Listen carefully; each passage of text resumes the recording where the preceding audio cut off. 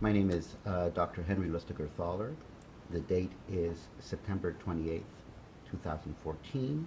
This is an interview, a co-project by the United States Holocaust Memorial Museum and the Kleiman Family Holocaust Education Center. And today we're interviewing Mrs. Ava Schneck. Mrs. Schneck, can you please tell me where you were born and your date of birth? I was born in Hungary. The city's name is Békéscsaba, and the date is 1923, November 26. Can you tell me a little bit about life in Békéscsaba? Well, it was a very nice city. We have a nice Orthodox community and also a conservative community. We had two big schools up and down built, and it was full of people. I was born in a family, a strict Orthodox Ashkenazi family, and I was grow up as a religious girl. And we have a Jewish school until 8th grade. The only thing is the boys and the girls were together, and after, when I was 10 years old, my father said, I'd rather send you in a public school than put the boys together. The public school had a separate building for girls and separate building for boys. Do you remember the name of the school that you went to, the religious school? I just tried to tell you that I do not remember no names. That's my problem. Numbers I will remember, but my favorite subject was math in the school. Wonderful. So what else should I tell you? So then you went from the religious school to a public school. Right. So my education is like high school, and after 10 years old was in a public school. I made a lot of friends who are very Jewish, but we made very good friends. And I was always a very friendly girl. It came a certain year, 1944, when Hitler came in. And that was very hard timing, and people didn't know what to do. They just let us know that all the Jewish stores were going to be taken away. And before my father had a textile business, a very good textile business with other materials. And we didn't know what to do, so my father was a very smart man. He called in one of the salesmen, who was a very nice guy, born Jewish, but he didn't know nothing in Jewishkeit, and he married a not Jewish woman who was a German woman.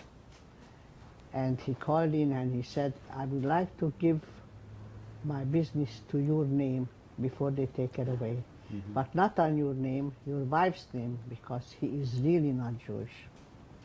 The only things, one thing I will ask, one of us, or we hope all of us, but whoever, going to try to hide and go away from that city.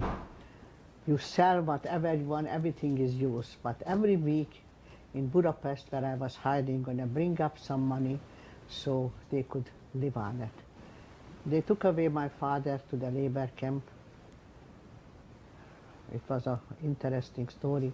He had a brother, and they paid somebody a very big money to take him over to the border to Romania. Romania was the only country who didn't let in Hitler. You know that. You heard about it? But instead of took him over the border, my aunt was very smart, and he said, it's one word has to be a letter that you are safe over there. If it's not there, the letter, that I know you are not. So he gave him only half of the money. He said, I will give you the other half when you bring back the letter that you are safe over there. You bring back the letter, but the word wasn't in. So they know that they are not safe, because this guy gave him to the Gestapo right away, both of the men. So they took him to a labor camp. My father came back after the war from the labor camp, but his stomach was very bad condition and was a bleeding ulcer. They had to operate him, but he wasn't such a good condition, and he didn't make it, and he died on the operating table. He was 54 years old. How many brothers and sisters did you have? The family had 6 boys and 2 girls. I went to Budapest, but I needed a Christian paper. Where should I get it? You know how I get it? Should I tell you? Mm-hmm. I went to public school, and one of the girls who were together, I went to his house and I made a fake name. He said, I'm looking for that girl supposed to live in this street. You think? Tell me where? He said, I never heard of him, I don't know her. I said, remember we went to school in the same class. We are almost the same age, right? My birthday is that. What is yours? And she told me her birthday. That's all I needed it. I had a friend, a lawyer, he very good friend for my father, and he said, wherever you need something, just ask for it. I go over there, I need a birth certificate for this name and this date. Could you get it for me from the city hall? He get it for me, and I was on her name. I had already an ID and went to Budapest. And what should I do there? I was looking for a room. So I take a newspaper, I took out a room. He was a retired opera singer, a woman, and he was renting some room. She was renting some rooms, a beautiful apartment. So I rented a room. She didn't know that I'm Jewish, I'm a Christian woman, and that's it. Matter of fact, after the war, he was very nice, and bring him some food because it was very hard, the food. And I told him I was Jewish. He said, why don't you tell me? You know, the other room, I was hiding a Jewish man who is very much good friend of mine. He was afraid to come out from the room from you. That's interesting. Then I was looking for a job because you have to go somewhere. You can't wandering in the street.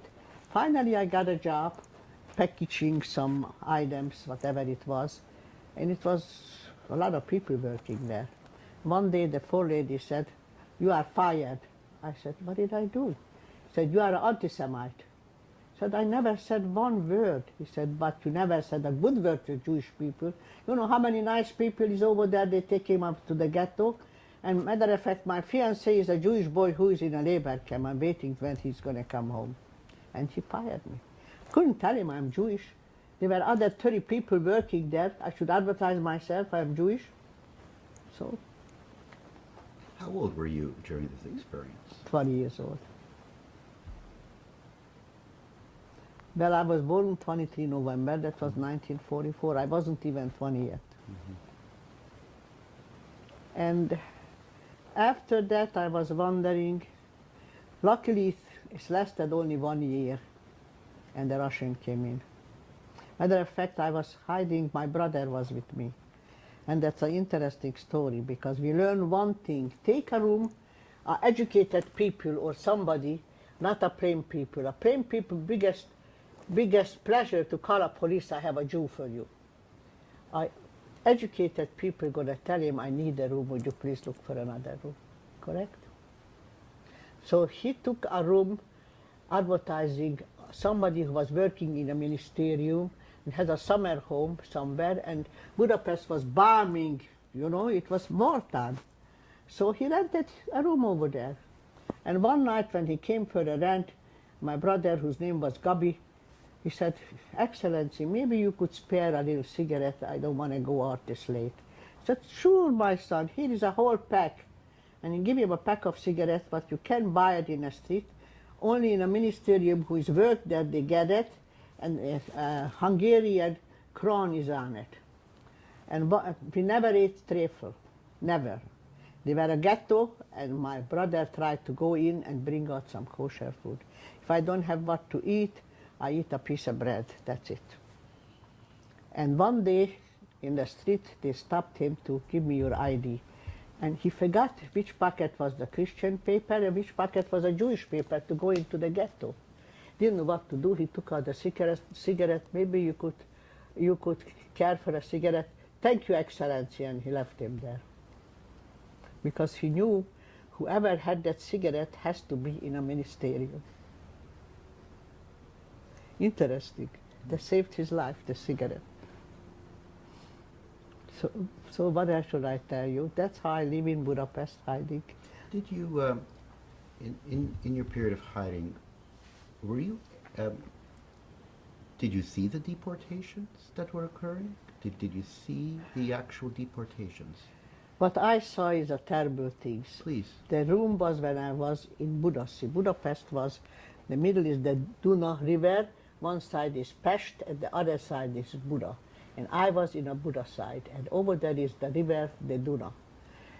And once I was, it was a nice place, people sit down over there in the river, and they bring a group of Jewish people, and they put him next to the river, shoot him down.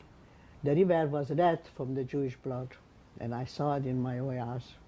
They didn't have time to take him to Auschwitz anymore, so they take care of him over there, because the Hungarian wanted to show they could be just as good than the Nazis. That's what I saw. The ghettos I never saw because I wasn't in a ghetto, because I ran away from home before. I know they have to start to taking the people to the ghetto. My brother is not here anymore. He died this year. He was 94 years old. We were together, actually. I told you about that my father gave the business to this man, right? Yes, yes, yes. And he came every week, but my brother was very smart. He met him in a park, and they were over there, a big house. He went in the third floor, looked down if he's coming alone. And then went down. He never asked how much he bring. He thanked him for it, and that's how we live, because you need money to live. Like my cousin did the same thing, but they were very, very rich, and he could afford to rent a whole apartment. And that came very handy, because a lot of young men who were hiding in paper, they didn't have where to go. You can't be on the street all the time. So they went to his apartment. They have a place where to go. And what's happened? His father made the same arrangement, so one of the salesmen brings some money. And one day, he didn't come, his son came. And he bought only half the usually they bringing. He said, how come to bring only the half? He said, be happy I bought that much. The next week he came with a Gestapo. Whoever was in the room, more than 10 people, young men, they took him to Auschwitz straight. And nobody came back. From your year of living in hiding, you met other Jews in hiding, clearly. Yes, Do you know have how? any? Please. No connection. See, we know a lot of people hiding, but we don't know each other. So when we went to the street and we said a word, oh boy, what was that word? A special word, it's a Jewish Hebrew word, and he answered back the same, that we know that we are the same people. I forgot this word. Oh, like I said, I don't remember names. It's okay. Maybe it will come to you in the course of our discussion. I remember. And also, you know, one of the young men, my brother's friend, he said, Ava, put on a lot of rouge on your face. You see a uniform, you got so white, they didn't even have to ask you of the papers. Because I was terribly afraid. I was lucky, never asked my papers. I was terribly afraid. What was your sense, your sense of the times that you were living in, that there were lots of Jews hiding? We didn't know how much, but Right. must have been. Must have been. What gives you that impression? Must have been. Because that was the only way to save your life. And people try it, okay? You know, it was very interesting. I have a brother in Israel, and his granddaughter sent me a letter that the teacher asked him, if you have any relatives who went through the Holocaust, write it down how they was saved, his life, and how did they make mitzvahs. I was very angry. I said, mitzvahs? What you call mitzvahs? If they find a siddur in my house, the next day they shoot me down like a dog. I made the biggest mitzvah. I tried to save my life. Right? That's the way to put it. Correct? When you're hiding in Christian paper, I said, tell the teacher, put his feet in my shoes as a Christian and try to live above with him So how do you act? Mitzvahs you looking for? Talk to me a little bit more about your life hiding as a Christian, some other events that stay in your mind that are very meaningful to you as part of your The only things I know that every day I was so afraid and just asked Hashem to give me another day to make through. That's all it was in my mind. Because basically I was terrible, terrible afraid what is the next day gonna bring. Mhm. That's all I could say. Where was your mother during this period? Your father was in a My labor father camp? was taken in a labor Yes, camp. and your mother? My mother was hiding just like me, with 3 little boys. The youngest was 6 years old. Nearby? Not Budapest. We take him in a resort place, and I took him, and I rented a little villa. A year before I was vacationing over there in the summertime, so I know a little bit the area. And she was hiding over there. My mother covered her hair, and she didn't take out her kerchief even then. And one of the neighbors said, how come you never go to the beauty shop? Always this lousy kerchief on your head. He said, listen, my husband is in the military, so who should I dress up for? Would you tell me, please? That's the experience we had. And the third boy, who was about 8 or 9 years old, the name is Dovet, he's in Israel. And when it came to Yom Kippur, I sneak out and bought him Yom Kippur Diki Maxer. I said, after Yom Kippur, I come back and I take it back. We took it out from the ghetto. My brother bought it out from the ghetto. He never gave me back. No, you're not taking. Until they were afraid every day, he said, this little boy, A to Z, the Yom Kippur Diki Maxer davening. So let me understand this. And the family was the Orthodox. different sites of hiding. You were hiding in one site. Your mother. We never knew. I don't know my brother's address, and he didn't know my address. You know why? Because if you get me, they beat me out anybody's name and address who I know. I had over there a girl who also were hiding, and I don't know how somebody, I don't know, whatever it is, but they catched him. They hang him by their hair, that the whole head was bleeding, and he told where her mother is. You did not know your mother's address, or did you? I was the only one who knew. Mm-hmm. My brother didn't know. So you knew, but to what use? Did you visit your mother in hiding? Sure, I bring him the money. Aha. We have to live. So the money came to you, and then you No, took it actually my brother picked up the money. Aha. But in a certain park place, I told you, and he look up from there waiting for him, see if he comes alone. Because that's very, very dangerous.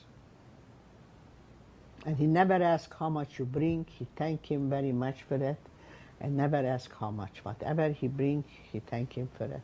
That's how we were living.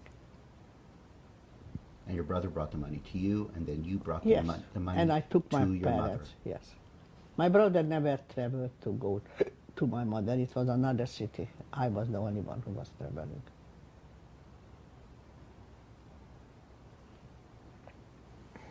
And it was very interesting. See, my husband was in a labor camp and was over there a captain, but his biggest pleasure was to hang the Jewish boys by the hand. And he was hanged 3 times until his hands were paralyzed. He was lucky. He went to Romania, and a doctor gave him a lot of electric shocks to come back the nerves. He told me about it. He said, when we get freed, because he was in a labor camp, and the Russian came in, one of the captain, a Jewish guy, he said, you come to my office, boys. I have all the revolvers there. You could kill today how much you want. He said, Jews are not killers. But what they did is they find this captain who was pleasure to hang the boys, hang him by the neck. That's all. That's all they did.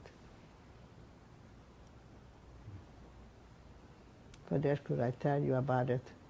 We were lucky it was only 1 year the war and it was over and a Russian came in and freed us.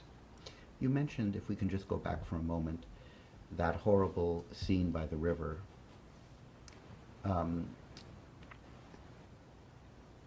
The actual march of the deportations, did you see that? Did you see as well the... I just once I saw from my window a group of people, very elegant people with mink coats and whatever they had, they put it on. They didn't know where they're taking him. Probably that was the march for taking him to Auschwitz. But what was your sense at the time, before the deportations, when you were in hiding? Did you have any sense that what was about to occur, that Hungarian Jewry was about to be murdered? It was a ghetto, and everybody was taken to the ghetto, and those trains were going. I ran away 2 days when they already getting the people to take him to the ghetto. So they didn't take me to the ghetto. 2 days before I went up to Budapest. And you know, we were thinking about America didn't help. They could have bombed the train tracks so they couldn't take him straight to Auschwitz, because those trains, the wagons, go straight to Auschwitz from the ghetto. And if we would have Israel before the war, we would have where to run, because no country opened the door that we could run over. Nobody. During the time, to go back into that period, what was your sense in terms of what the rest of the world was doing when you knew that your fate was so... We learned one thing, that nobody likes us and nobody wants us. And we asked the questions why. They come out from the Jewish people, one of the best doctors. They give the world the best medicine. And they had technology. But Jewish people work on it and did. No credit due for us. We just full of question. Full of question, but it was no answer. As an Orthodox woman, did you have access to a rabbi in your period of hiding, that 1 year? Not at all? Not at all. And I wouldn't dare. I didn't want any other Jewish connection. I was afraid. I didn't want anybody. I was thinking a rabbi in hiding, etc. Not that I know. Uh-huh. Most of the rabbis actually went with their congregation, but they went in a ghetto. And I don't even know if anybody came back. See, whoever was lucky and take him to the Austrian camp, they didn't take him to Auschwitz. They make it. They were lucky. So during this period, you were working during this period, the entire period, or did you work? No, just part. When they fired me, I couldn't find another job. It wasn't so easy. I went one movie theater to the other daytime because I don't know where to go. That was the whole idea. I have to go somewhere. Can't stay home. When I told him that I'm working and I don't worry, I pay my rent every time. So you left every morning? Left every morning. To the theater, you walked? Yes, whatever is a public place, I will go there, and that's all. It was not easy, but I don't want to be in a street because I was afraid they're going to ask my ID, and I was so afraid they're going to ask me questions, you know. Basically, I was very afraid the whole time, very afraid. Every day at night, I thank Hashem I'm still here, and please help me further. Watch me, please. I very much believe Hashem. And he helped me, he chose me. You know, when I had my 90th birthday, my children made a big party for me. And I got up and I was speaking. All my children and grandchildren, they are all Orthodox. They went to yeshivas, and they was brought up like religious children. And I get up, I said, first of all, I have to thank Hashem that when 6 million Jews perished, he chose me that I should be alive and make a new generation. Second, I look around and everybody is in a richtige derech, you know what does it mean? The right way to live. And I'm so proud of every one of you. That's all I said.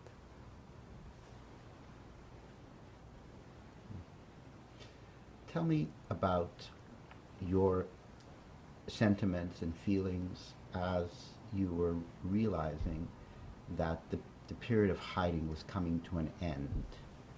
Well, And that it the was a Russians big were war, and when the Russians came in, and when America came in, I hope that they're going to solve and close that war, and that's what happened. They did. They did. You know, one side the Russian came in, other side the American came in, and that was the end of the war. It's lasted only 1 year.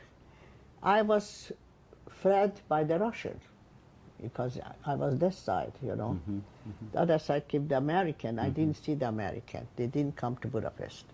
Where were you when you realized that the war was over? In Budapest. In Budapest. Do you remember that moment?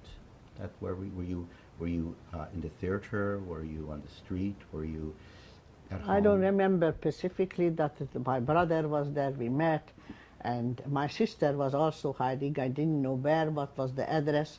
Very seldom we meet.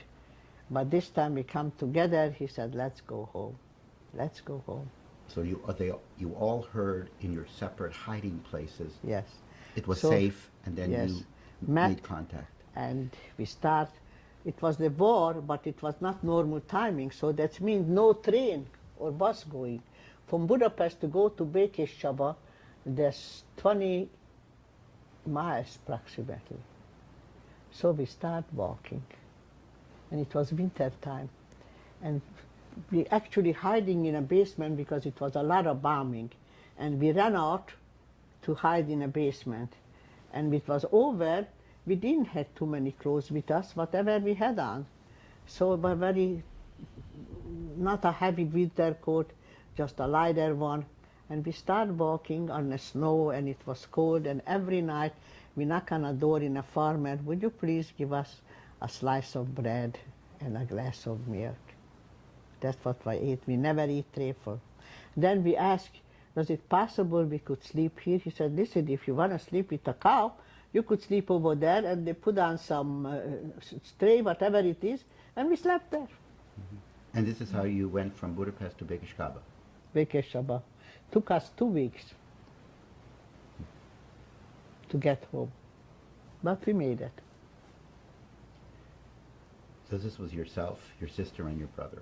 Yes. And your mother came with the 3 boys to Later, Békéscsaba. later. How much later?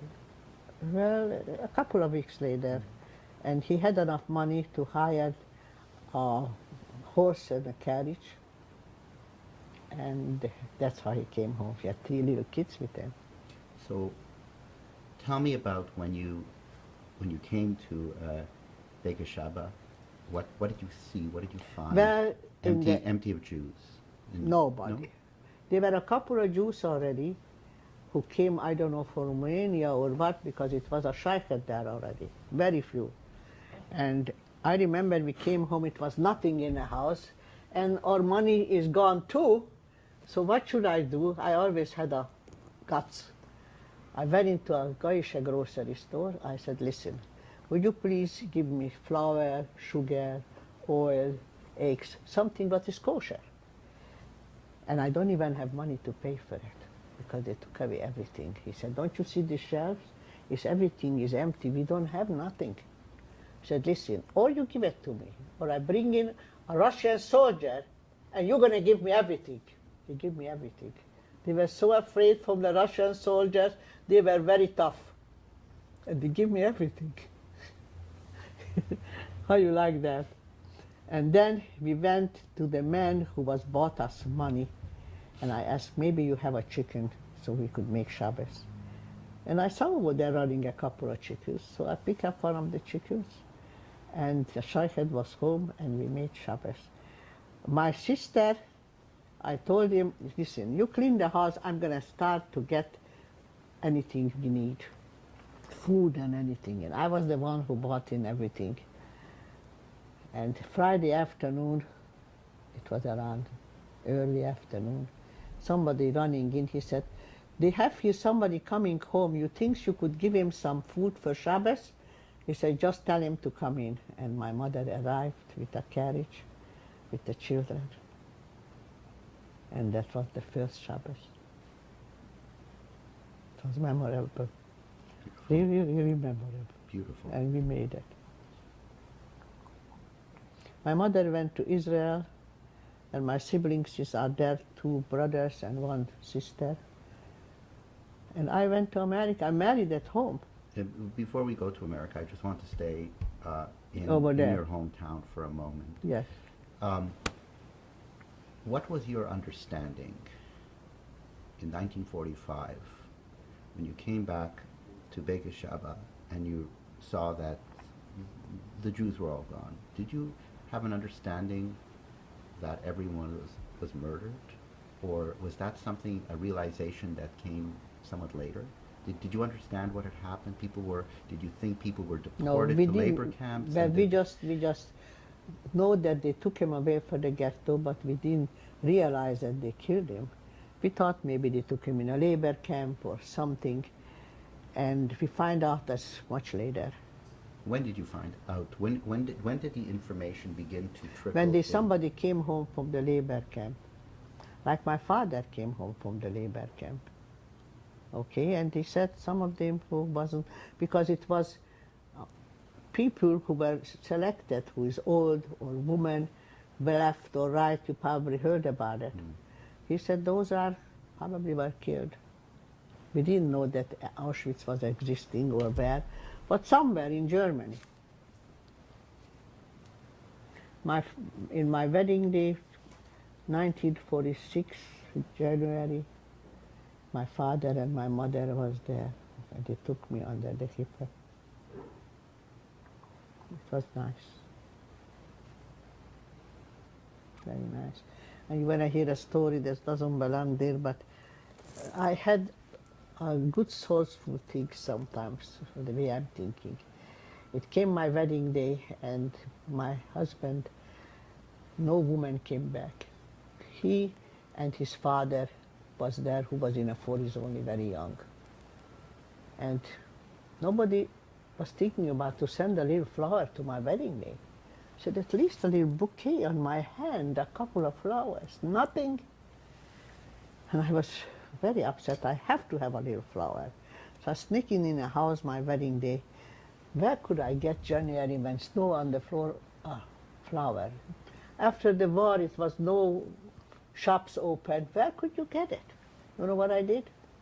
I went in a Goyish funeral home and asked, tell me, you can make a funeral without a flower.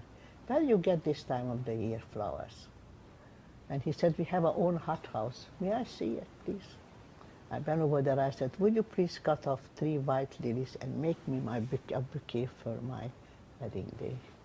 I was so happy for this bouquet. Today, people making a wedding cost $10,000 a flower. She wasn't that happy. You know why? Because the next door neighbor cost $15,000. Do I right?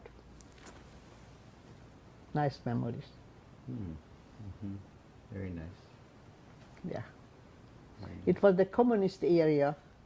So we got married, but then my husband said that we don't have no future here. You know what's the funniest part? After the war, in America, you have to have a quota to come out. Hungary didn't get not one. Germany got all the quotas, where it was Auschwitz. So you had to go to Germany to put in the application to go to America. And we were in Germany 2 years in a DP camp when we get the visa. So when did you leave? You were married? Yes, 1946. I married January in the summertime. In Békéscsaba? Békéscsaba. And then when did you leave to go to a DP camp? 1946, in the summertime somewhere. Which DP camp did you go to?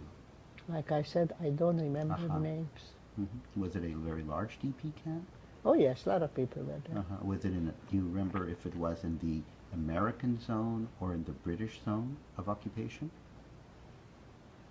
I think it's the American zone, Uh-huh. because that's the only place where has an office you could put in an application to go Right. to America. Yes, of course, of course, of course. Yeah, I was over there 2 years, and that was also interesting Well, thing. tell me about that. Tell me about. Finally, we got the visa. You know what a big thing it was? And they said everybody had to go to Hamburg, because over there is the ship that you go to America. And I remember the ship names, Ernie Ply. Very seldom I remember her names. It came to me. It was a very big thing. And we went over there, stay in line. They called everybody names. It was about 500 people there who was waiting. They come from all the DP camps. And everybody went in, only they didn't call my name. They said, sorry, no more place. I was the only one who left back. I had a baby in my hand, I was married. I cried out my heart. I thought, it's the end of the world. And you know what's happened? It was a mess.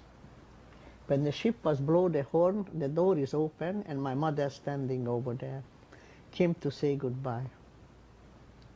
Can you imagine that? That's why I had to left back. I didn't see my mother after 16 years. I asked him, how did you get here? I mean, to get a legal passport in a communist era, it was unbelievable. No money you could get it. Has to be a very big communist. You know how to get it? Very interesting. When I grew up, we lived in a house that has a courtyard and 3 different apartments. My father was the medium apartment. The nicest apartment lived a miniszteri tanácsos, what is a man, excellency, who lived in a minister, but he was retired and lived with his daughter. When he died, my father told his daughter to look for another apartment. The family is growing and we need the bigger apartment. He said, just give me 1 month to look for it. Sure. Came back, I need 3 more months. Father was very angry. He wanted to move to the holidays, another 3 months. So he said, I bought a house from a person who is a passport director, and he's building a house for himself and needs another 3 months to move out. So the passport director came personally. Would you please give him 3 more months, and I guarantee you, Mr. von Feder, that I owe you something. I'll pay you back one day. So what's happened? After the war, my father went to the passport director, you owe me something, and I came to collect it. Would you please make my wife a passport to go to see her daughter before she goes to America? She's crying, when she ever gonna see her again? And she made out a legal passport to come to see me goodbye. Isn't that interesting? Amazing. And that's why I have to left back from all the 500 people so I could see my mother. You never know when something happens to you so terrible, some good come out of it. I try to tell that my children, whenever bad things happen, don't be so sad. You never know why it's happened. Something could come out a good one. It's a good attitude. Well, you have to look life like that. Yeah. Otherwise, it's very depressing, because life is not all roses. And I'm a very optimistic I see. in everything. Let me just get back to, you spent 2 years in a DP camp, and that's a significant period of time. Yes. So can you tell me a little bit about your life in the DP camp? Did you meet individuals from your hometown? I don't remember the names, not from hometown, nobody was there. What's happened is over there in a DP camp, they take German houses, a whole big house, and put in 5 families. Everybody get 1 room. The kitchen was terrible because I don't speak Yiddish. A lot of Polish people were there. And they make hazik for me. Didn't let me go in the kitchen. I couldn't cook. So what did I do? I get up 4 o'clock in the morning and go in the kitchen and cook my dinner. Because they wouldn't let me in. Throw me out. Because I was Hungarian, I didn't speak Yiddish. Can you imagine that?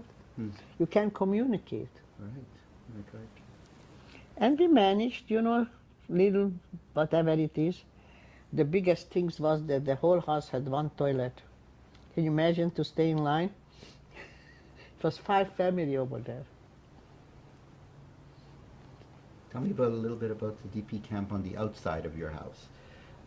Was there a Jewish life in the DP camp? Well, they were a Jewish life. If somebody wanted to be religious, they had the opportunity to be religious. It's not a problem. I remember my baby was born there, and I didn't have any milk because I didn't have food actually very tight, and I just couldn't feed my child. And over there it wasn't this can or milk what they have in America, you know. So it was in the DP camp, it was rations. You were receiving rations. Yes, sure. Right. And what should I do? And they came from America, a couple of doctors checked the DP camp if they needs medicine or something. And I remember I went over to the doctor and I was crying. I said, would you please send our babies some milk to feed them? Because I cannot, because I don't have any milk. And they sent. In the rations, the next time, if anybody needed, it's okay. Do you remember what month that was when you had your child and you were having diffiexculty feeding it? Do you remember? Well, my child was born in December 4. So that I remember. December 45. The 40, Nine- excuse me, 46. No, 46. Yes, 46. 46. So that's all I remember. And I remember I needed a baby carriage, and my husband went to the farm and looking for a baby carriage, a used one, and it wasn't so easy, you know. Not a farm, it's somewhere in another city, and food was rational a lot of places, and it's very rare. And I remember my husband bought a couple of chickens to buy the baby carriage. It was a used baby carriage, but I had where to put the baby. And there was kosher food in the DP Well, we camp. cooked it, You cooked it. just rational, you Right. know. We have to stay in line how much they give you. And I don't speak Yiddish, and that was a terrible thing. Because when you have with different people, I can't communicate. It was very hard for me for a lot of times, make me difficult. Was your husband involved in vocational training in the DP camp? Because there were all sorts of different programs to prepare refugees for life in America. It wasn't and any Israel. jobs opening over there for the refugees. They came from, they had an organization in America, what they call it? Was They it the came some volunteers. Ort? What? Ort? No, a different name. HIAS? HIAS. Yes, they help a lot. And they came over there and they were running the show, you could say that. Yes, the HIAS. And they were helpful to you? Oh, yes. And It's in which not for ways? me personally. Right, no, but as a The organizer. refugee in the camp, Yes. how were they helpful in your? First from of all, your they standpoint? organized whatever food we had. Okay? I don't know where that's coming from, or they bought it in the neighborhood, because everything was rational, and you have to stay in line. I remember my husband was very good friend, one of the butchers over there. And when I stay in line, and it's my turn, they ask me, but didn't ask from nobody, what kind of fries you will. Do you understand that? And I just said alle signs, and everybody was laughing to me. They didn't ask nobody what kind of fries you want, and you said alle signs.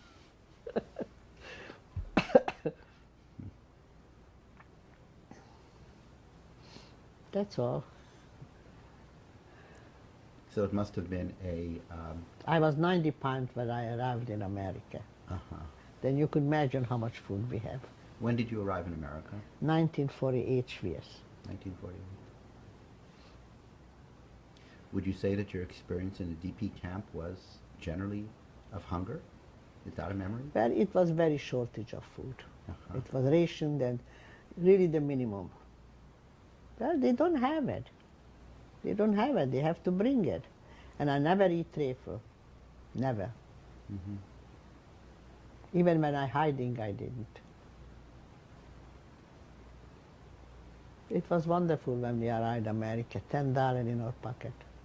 Tell me about your arrival in America. Well, we came with a ship, took us 2 With weeks, with the three of you. and Because I was a baby in the ship, I had something specialty because they take care of first the babies. So I don't have to stay so much line for the ration. Because I was holding the baby, give me certain things more, like milk and what a baby could eat. And I remember when I make my daughter the farina with milk, and I was waiting, maybe she's gonna leave something, not gonna eat up the whole thing. So I could eat it.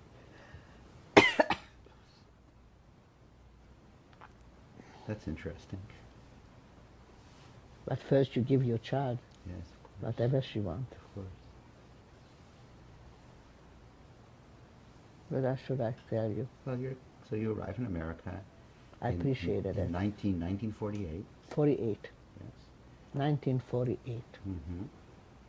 And so tell me, And we went to Cleveland you went to Cleveland directly. because my mother had over there a cousin who sent us the paper to guarantee us, you know, Right. The affidavit. the affidavit. Yes. So we lived in 5 years in Cleveland. It's a very nice town. The only reason we came to New York, my husband existed, that when my son was 5 years old, in Cleveland didn't have any Orthodox people those days. Today is different. And they didn't have a yeshiva or a little, where boys supposed to learn a little bit more than girls. And he said, we have to get away. And he had a good salesman job already. Said, we have to go because I don't want to feel guilty that I don't give my son the best Jewish education. So we moved to New York. And he started all over again. And you moved to New York Actually. in when? In what year do you recall? It was about 53, 54, something like that. Where in New York? Bronx. In the Bronx. My brother was already here and he lived in the Bronx, and naturally we went to the Bronx. And I remember when it was so black that I was afraid to go out in the street. And when it's the next door, I lived in an apartment building, was also, I said, I'm afraid to live here anymore. So children went to school, and my husband said that go to look for another apartment, but where should we go?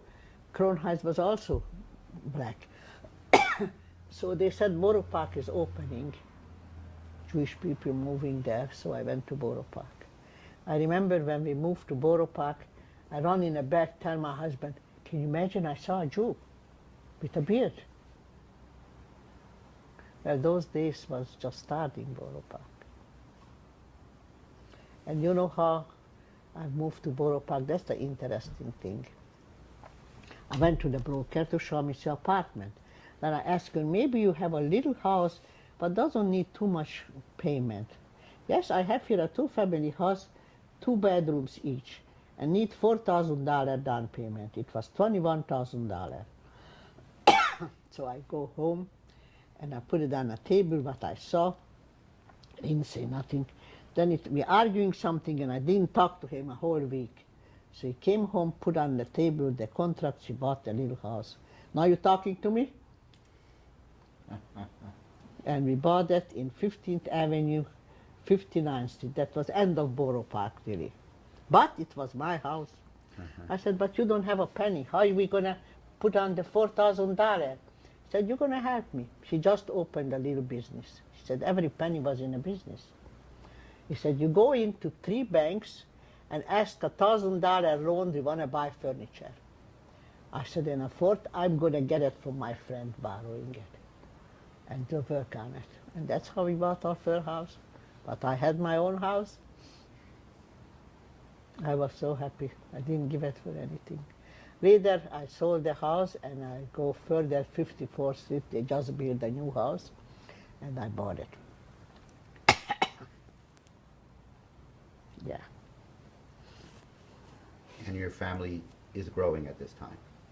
Yes, in Cleveland, I have my 2 boys born, and this little girl that we here was born here in New York. Actually, it was after 10 years she was born. Then already we were a little bit better condition. My husband opened a business, office machinery.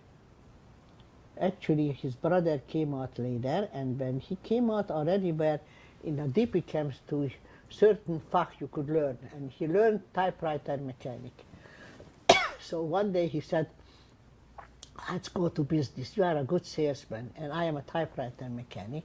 Sell office machinery, typewriter, adding machine. That's what those days went, office furniture. And they started the business.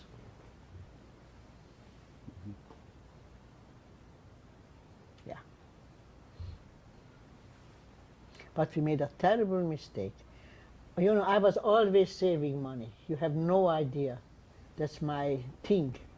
And I had the down payment for the, first of all we sold the other house, so I had the down payment for this new house, the new 54th Street, a new house, a bigger house. And his brother didn't leave him alone, that we buy it together. I really didn't want to. But his father came out later and he asked my husband, and he just couldn't say no to his father, and we bought it together. That was a terrible mistake. The biggest mistake. I told my children, whenever you buy a house, buy a little house, whatever you could afford, but never buy it together, not with your siblings. That's the worst thing you could do. Because before we were friends, and after I thought I'm going to get a sister, instead of I get an enemy. One of those things, life lessons. Right.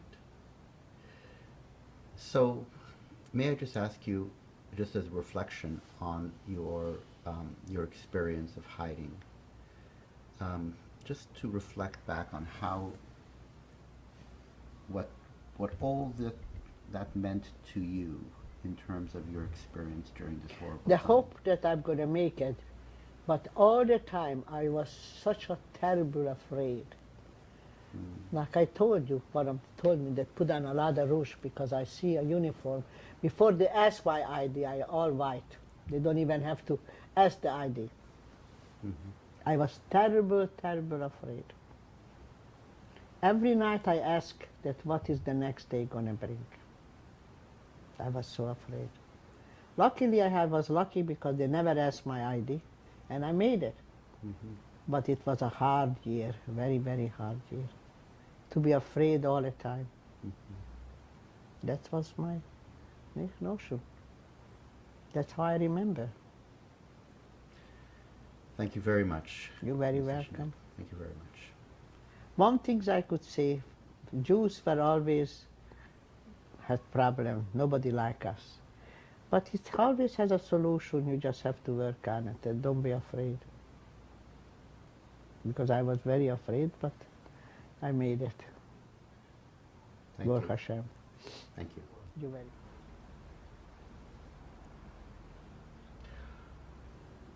Welcome back, Mrs. Schneck. Now we're going to be looking at some pre-war photos and a post-war photo of your family and your marriage. And perhaps we can start with your husband, Mr. Schneck. He was about after Bar Mitzvah, came to our town, to the yeshiva. He came to our house because has to register, and my father was in one of the board director in the yeshiva, something, whatever it is. He wasn't home, he had to wait, so we were talking. They said I was a pretty girl, I don't know. But he was over there 1 year and then went to a bigger yeshiva, Jumra, and I got a letter from him, a very nice letter. And he said, I would like to ask you, please wait for me, because 1944, I want to marry you. My mother found the letter, and I got it. What kind of yeshiva book has sent a letter like that? But it saved my life, this letter, because we had a tenant who had a brother, very well-to-do people, and they came over there always visiting, and I get to know him very well, who was a very nice young man. And one day I go to the street, and this tenant had a store over there, asked me to come in and show me 2 diamond rings. I said, Ava, which one do you like? I said, I'm not interested. You want to buy yourself, buy it. He said, but we want to make engagement, break the plate with my brother. If I wouldn't have this letter, probably I would consider it. A very nice boy. But because I had a letter in my mind, I said, I'm going to wait 1944. This boy never came back. If I would marry then 1942, I would have a baby. I couldn't go and hide. I probably wouldn't make it. So this letter actually saved my life. That day I went over there to my father. I said, I'm only 18 years old. Do I have to marry that young? I really didn't want to. He said, no, you are very smart. What's the hurry? I said, I want to wait when the war is over. Very smart. You don't have to. So we didn't answer and finished. But if not that letter, probably I'd marry. I was 18, 1942, and probably 44 I would have a baby. How could you hide with a baby? It's impossible. So they would take me in a ghetto just like the rest of the people. Tell me a little bit about your husband's Well, life during the war. Well, he was in a labor camp, and it was a captain over there whose biggest pleasure was to hang the Jewish boys by the hands. My husband was hanged 3 times until his hands were paralyzed. They had to, the friends or boys had to dress him, had to feed him, because he can do nothing with his hand. After the war, they went to Romania. He had over there an aunt who took him a doctor, he gave him electric shocks. So he came back with the nurse. That's when he came to my house. I was surprised he came so late. It wasn't 1944, it was 1945 already. He said, I didn't want to come a disabled man to come to visit you and ask you to marry me. I was disabled. So that's how it was. But he was a very thoughtful man. When we were married, I will tell you, we were in Cleveland and I had already 2 boys in America, but I never bought a dress myself yet. And I said, you know, it's coming a Yontev, I would like to have a new dress. He said, let's go to a department store. I chose a beautiful dress, a silk crepe. I grew up in a textile business, I know the material. But when I look at the price, it was $120, and my husband making $40 a week. I put it back. He said, you find something, what's the matter? I said, it's cost $120. I will wait when they put it down for 50% off. So what did my husband did? He took a dress, he paid for it, then asked the sales lady, would you please put it on a 50% off rack? And I saw they taking him here, 50%. I was running and pick it up. I said, can you imagine? No, we could buy it. That's how I got my first dress in America. Nice story. Nice story. I said, a lot of husbands could learn from it. What does it mean? That was something very special. I wish I would have this dress. Probably I wouldn't fit into it, but beside the point, I was 90 pounds when I came to America, where we didn't have too much to eat in the dippy camp. Tell me a little bit about yourself in that picture. You could leave it right there. You could leave that. I was here 19 years old. My life before the war was a very happy childhood. Very happy. In Hungary everything was all right. I was dressed very, very well. We had a textile business. My mother's biggest pleasure was to dress me with the best custom-made, best salons. And what should I tell you? I was a happy-go-lucky child. Very happy-go-lucky child and a best-dressed girl in a class. And it was if I come back, it was, but I could tell you something. I took a business class 1 year, and it was only 2 Jewish girls there, but it was one girl who was a big antisemite. I came in a class, and the whole floor was, how they call it, the Holocaust, how they call it, you know, the German, the class. The Hackenkreis? That's right. Yeah. The whole floor.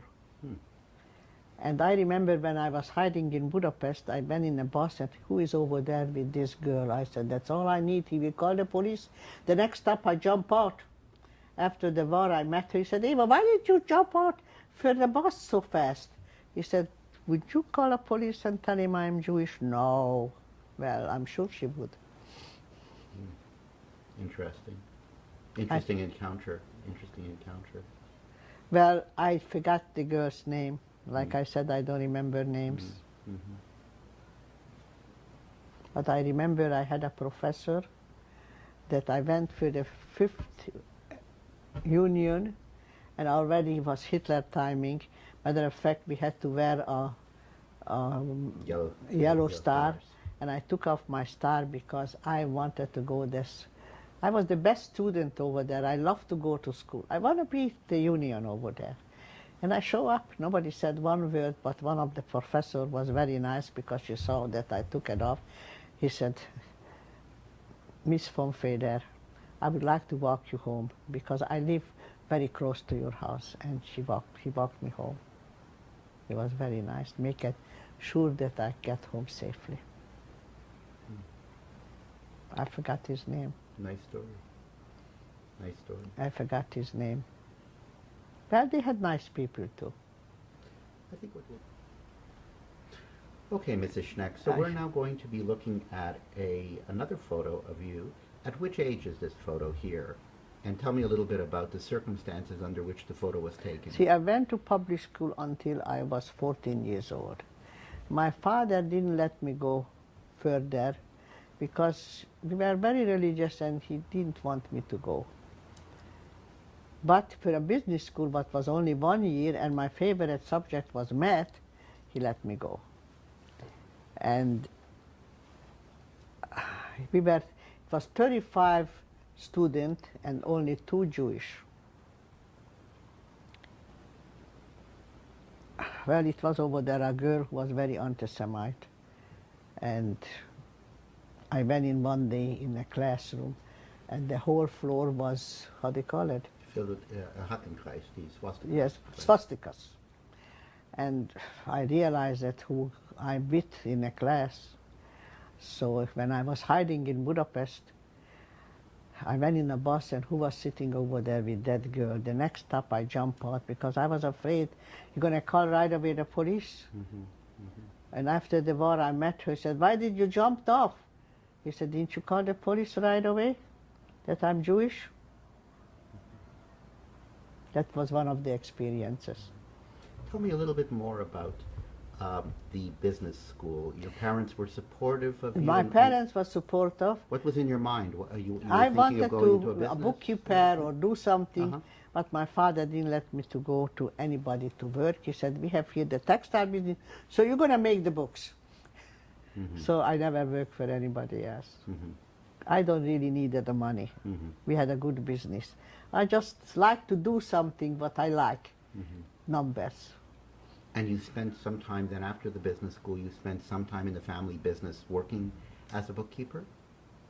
Well, Or was until they didn't take away the business, I was Right. working there. Uh-huh. Well, when they came 1944, they took away all the businesses. Right. My father was very smart to give it to somebody before they took it away. I told you about it. Yes. So I think what we'll do is we'll go to the next photograph now. Okay, Mrs. Schneck. So I we're was going to- here 8 years old. My sister was 5 years old, who is in Israel and lived there because after the war he chose to go there. And here is my siblings. My brother, who was hiding with me in Budapest, he was 3.5 years older than me, Gabi. Here is me, and here's my sister, and my 2 siblings, youngest. I can't even see which one is it.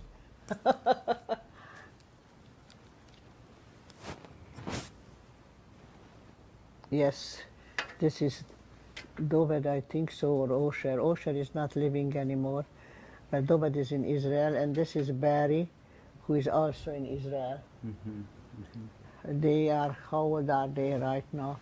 Barry is born in 1929, so this is 85 years old, right? And Osher died when she was 81, but I'm not so sure is Osher or Doved. I can't make the difference. He was 3 years old. Right. That's a very beautiful photograph. Yes. we have a sort of a nanny. We had two shriksas, you know. One of them was only to take care of the children because it's a big family.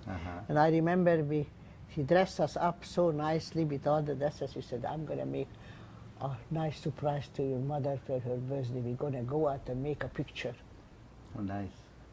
Very thoughtful. So that's when we went over there and all dressed up and make a picture. I was 8 years old. My brother was, I don't know, 12 maybe, or 11. Wasn't bar mitzvah yet. Very nice photograph. Ani was 5 years old. Yeah, it's a nice picture. Very nice. Okay, we're back again, Mrs. Schneck, and we're going to be looking at some other photos here. Well, this is 1946, January, my wedding day. And here, my husband, this is my father, and this is my youngest brother. This is Marika Reichman, my cousin. Now, my other brother, who's not here anymore. This is my mother. This is my sister-in-law. This is my brother. And the rest of them is the other side, my husband's side. And I see... and should I tell him about my flowers? Please. And I had an interesting story because you see that my husband doesn't have her mother here, that's her aunt, because they took him to Auschwitz. So she came only with his father. Where is his father? I can't see it. I don't see his father. He's not in a picture. I don't know. But anyway, nobody said flowers to the wedding, and I was very upset. And it was my wedding day, and I said at least a little bouquet of flowers I would have. So January, snow on the floor. Where could I get the fresh flowers this time of the year? So I went into a Christian funeral home and I asked, tell me, how could you make a funeral without the flowers? Where you get the flowers this time of year? He said, we have a hothouse. And I went over there and I told him, cut me off 3 me and lilies, you know, lilies, and make me a little bouquet for my wedding day. And that's how I got my bouquet, and I was so happy I wouldn't give it for anything. And that's the bouquet right there, is that correct? Your bridesmaid is holding the bouquet? That's right. Yeah, the lilies. your bridesmaid is holding the bouquet. That's right. That's Marika Reichman. Very nice. Yeah. Nice picture. What about the picture below? Here, the picture below is my cousin's wedding. It was 1940, Brodbeg Roji. And here I am, one of the flower girl. And where the house that is the background? And that's the background in their house. They have a beautiful big house, and in front was a big store, like a department store, a whole block, textile and also ready-made clothing. And who are some of the other people in the picture, if you can recall? That was my cousin, whose name was the same from Feder Ava. He was a big Ava and I was a Kish Ava. I was in the small Ava, he was the big Ava. This is a cousin, Dushinsky Ava, and this is a distant cousin, Neumann Ava. All Avas. 4 Avas was the flower girls. And the little girl at the bottom? The little girl was Marika Reichman, a cousin. Is that the same girl as sitting up below you? Another Reichman up there? It's the same girl. It's the same girl? Yes, just she was very young here. I see. So it's the exact same girl, Monica Reichman at the bottom and at the top. Yes. And that's a cousin of yours? A cousin of, so all fathers were brothers. So that's interesting. She appears in both those photos. But they right were below both the bride. cousins. You know, her mother was my father's sister. And that's right, Rosie. And here, her father was my father's brothers. Interesting. And she survived the war, or No. She didn't? Wait a minute, none of the girls. Wait a minute, this girl survived and went to Israel already, but I think she died already. She was, I think, 4 years older than me. And Ava didn't didn't survived. The Neumann, I don't know what's happened with her really. And the little girl you were saying? She's here. Aha. She's here. So she survived the war. Yes. Actually, her parents went, see, in Budapest, they had houses. One is belonged to a Swedish people, one is the Swiss people, and those people, they call it the Germans couldn't step in the Nazis because it belongs to a different country. They were, you know, it's not Hungarians. So these houses were selling people who want to stay there, very big money. And rich people went over there, and that's how they survived. They stayed there. They said it was so busy, like herrings, they have to wait each other who's going to lay down to take turns. They called it the Hungarian way that has, but I don't know how, something what is, how you call it. It belongs to Switzerland, or belongs to Sweden. So like a German couldn't go in. Right. I remember I was hiding in Budapest in a big apartment building. I was the room. And one day I came home and the doorman says, can you imagine? They were looking for Jews. They went in every apartment, and I was so happy. I was afraid to go home. So I said, you know, I come back later, I have to buy something in the pharmacy. And I called up my landlady, I'm not coming home tonight. I'm staying with my friends, and I went to my sister's apartment. And the next day I come back, he said, can you imagine? They didn't come to my house because I'm a Swiss citizen, and they couldn't step in my apartment. If he would know how much money she could make, but I didn't tell her. I was born in Switzerland. Her mother also was an opera singer, and he gave concert, and they were in Switzerland when she was born. Interesting. You had good papers. Yeah. You had good papers. And they couldn't step in their apartment. It's interesting. No, they didn't survive. Ava was only 55 years old and didn't make it. She was such a beautiful girl. Broadback Rosie, she made it, and I think she came to America actually after the war, but she died very early age, not even 60. I think her father was also very early age. They were diabetic, and it was in a gene probably.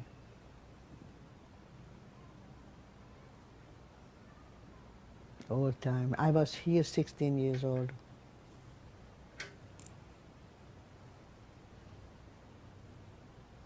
Yeah. I wasn't such a bad looking either.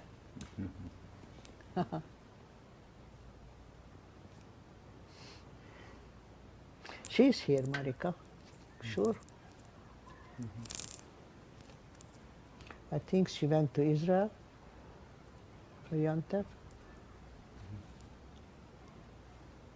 Mrs. Schneck, thank you again for this welcome. interview. Well, I go down a little bit memory lane. Nice In to a way, I accompany- like it too. Nice to accompany you down memory lane. Thank you.